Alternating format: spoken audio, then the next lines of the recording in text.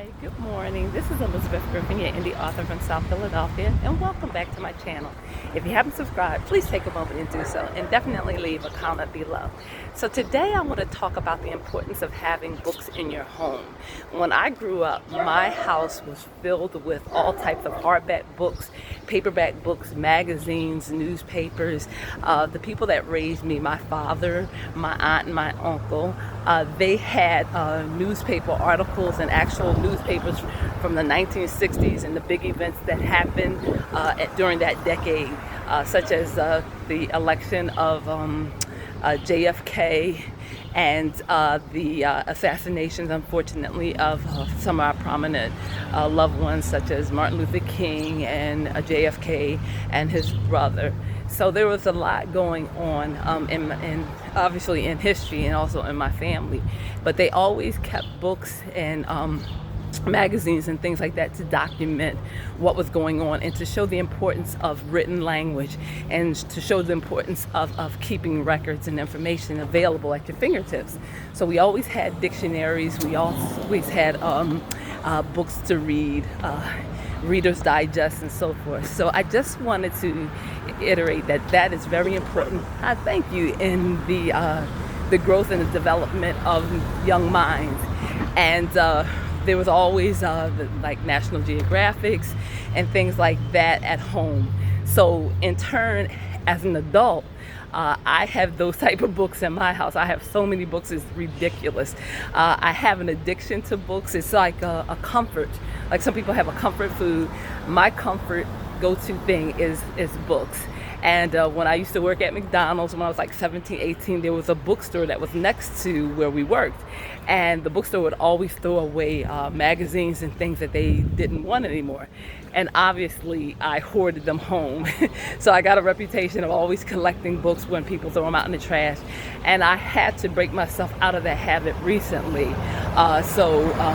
Usually like if I'm walking down the street and I see a book that someone put out on the sidewalk, I would grab it. But I have so many books in my house, it's just impossible to keep bringing them in. I have books in Spanish, in English, and French, and Chinese, and Russian, all kinds of books. So the purpose of this video is just to let you know I love books. Books are a gateway to new worlds for young people.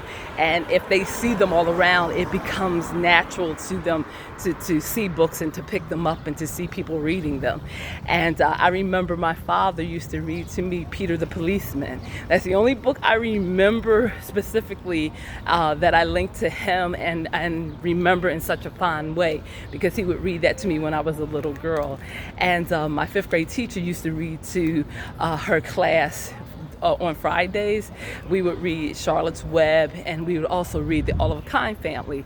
So I have a love of books, and it came about by the adults in my life and them putting the importance on books and putting them in my path.